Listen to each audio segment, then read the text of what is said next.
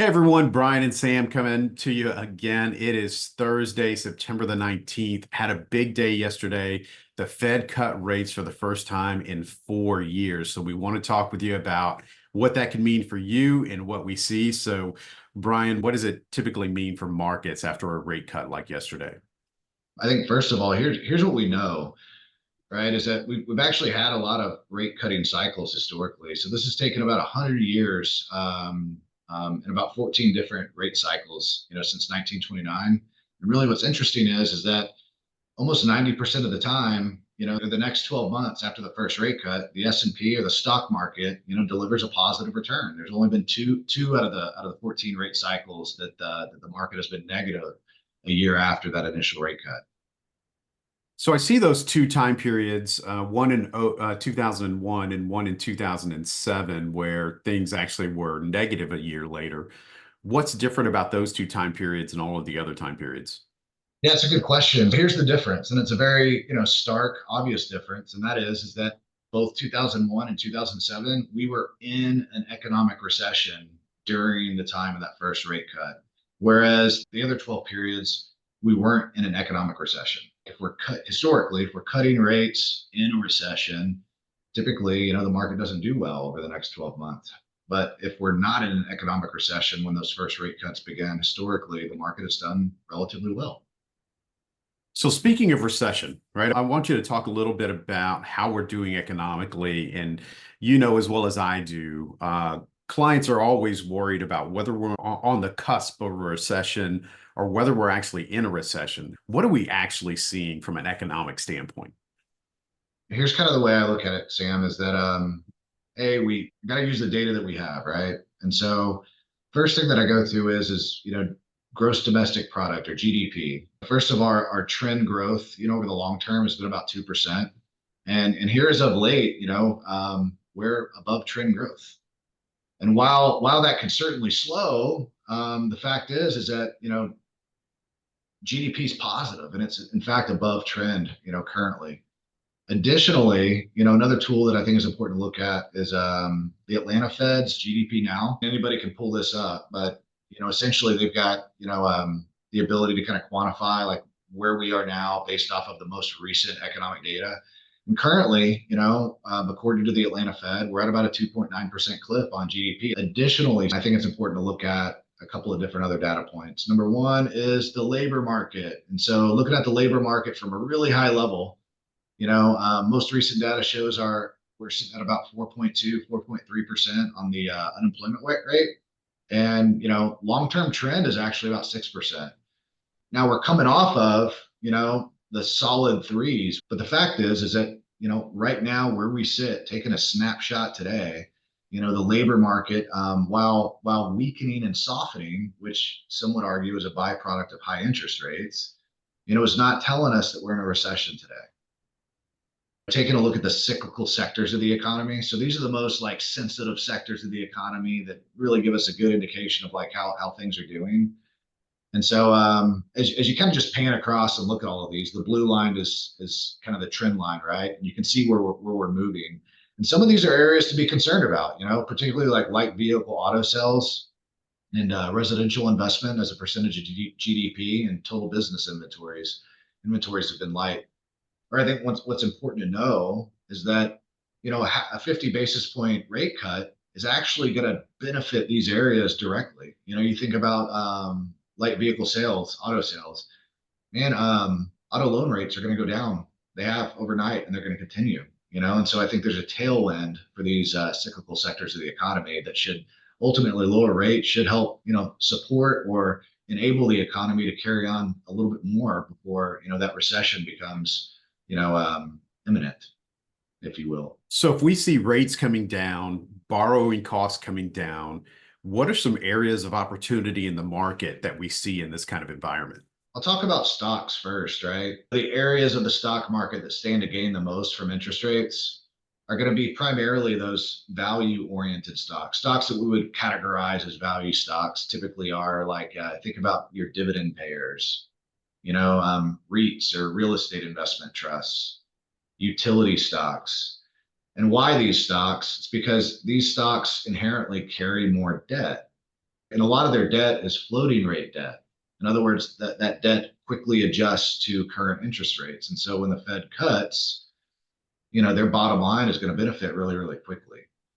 And so if you look at, real estate, you look at dividend payers, value stocks, on the aggregate, should do well. They should directly benefit from these rate cuts. And I think that's an area that, makes sense to have a little bit of an overweight to in this environment.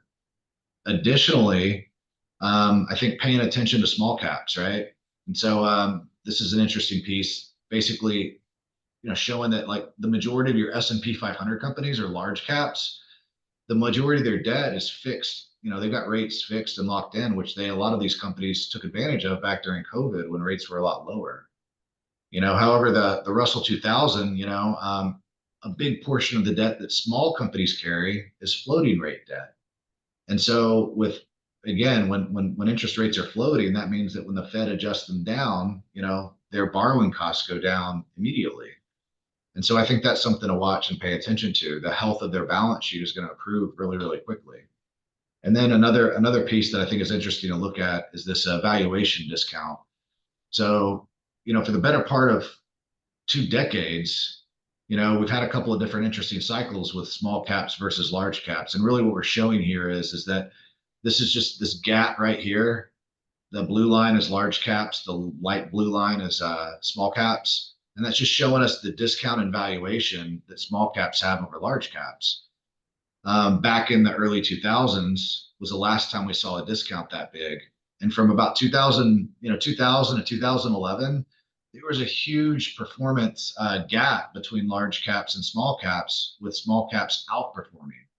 Well, that all changed right around here, where we saw large caps being the winner, for the next decade plus. And that's where we are today. And this is just this bottom chart is just another way of showing that discount, right? Here's where we are today. Here's where we're back in, the early 2000s, which again, back in the early 2000s, that led to small caps outperforming for over a decade. And I think there's reason to, really pay attention to small caps here in the market. What about bonds? How do we think that this new interest rate environment of falling rates are going to affect bonds moving forward? Yeah, sure. I think, I want to pull up the yield curve right now. And you've got a lot of different yield curves on here, but this dark blue line right here, is through September a couple of days ago. And really what you'll see here is that, first of all, on this axis, this shows us the time till maturity. And this axis is showing the nominal yield. And keep in mind, these are treasuries, right? And there's a lot of different sub-asset classes within bonds. In other words, corporate bonds, is a different yield curve, although very, very similar in shape. But really what we see here is that short-term interest rates are still a lot higher than intermediate and long-term interest rates. And that's not normal, And so we've also seen, as opposed to, October in 2023, we've seen the entire yield curve just move down, right? And so I think that it's fair to say that, the intermediate part of the yield curve is fairly valued. But I still think that there's a lot of opportunity in the short end of the yield curve. It looks even more attractive when we look at the corporate side and the municipal side. But I think the point is that there's a lot of opportunity within bonds, particularly on the low duration side of the equation. And, we're able to pick up some really attractive yields. So we've talked about the opportunities that we see. Is there anything that we're cautious about right now? One of the things I'm most concerned about, right, is we talk about interest rates and, interest rates to fight inflation. That's what the Fed's been doing for the better part of 2 years. And I think that, low interest rates can certainly and have led to inflation, because if interest rates are low, folks are going to borrow money to make investments, right, which creates bubbles. The additional thing that also leads to inflation is spending, particularly deficit spending. And so we've been, as a nation, for a long time now, we've been our spending's been out of control, and so I think that that's something to pay attention to, and if we aren't able to rein in spending or come up with some way to, fix some of the problems that exist, that's where my concerns are. And, you can see the baseline, the budget office's baseline for really GDP growth out into, 2024, 25 through 26 and in future years. And we can see, that, with the spending levels that exist, our economic GDP growth is ultimately is gonna slow down. The question is like, when does it start to slow down? And, are these projections, could this happen earlier than anticipated, right? And so that's one of the areas that I'm concerned about. And I think that for people that are, I think it's just about acknowledging that, hey, there's in addition to the S&P 500, there's a lot of other areas of markets that look really attractive right now. And, Sam, like we talked about with those low duration bonds, this is the most attractive levels that these have been in, the better part of 2 decades. So just know that there's other solutions out there, right? It's not an all or nothing game here. Mhm. So to recap, we definitely see reasons to be optimistic, right? Markets tend to respond well to rate cuts. While the economy is slowing, where things still look really good. We've definitely got areas that we see could benefit from a lower rate environment, whether that's defensive stocks or value stocks, small cap stocks, real estate. But we're also keeping an eye on government spending and possible inflationary actions by either of the future administrations. You have any last thoughts before we let everyone go? Yeah, Sam, I just say, now's a really good time to talk with your financial advisor, right? Oftentimes I find brings a lot of comfort, so just want to encourage you to reach out to your advisor, Yeah, to echo what Brian said, if you work with an advisor at Foundation Wealth Partners right now, we're here to help you. If you're someone who's been listening to us and you don't work with someone at Foundation Wealth Partners right now, but you do want to see how your portfolio is positioned for the things that we talk about today, I encourage you to reach out, find some time to talk with one of our advisors. We'd be more than happy to take a look for you. Brian, thanks again for walking us through this. Guys, look forward to talking with you next time. Talk to you soon, Sam.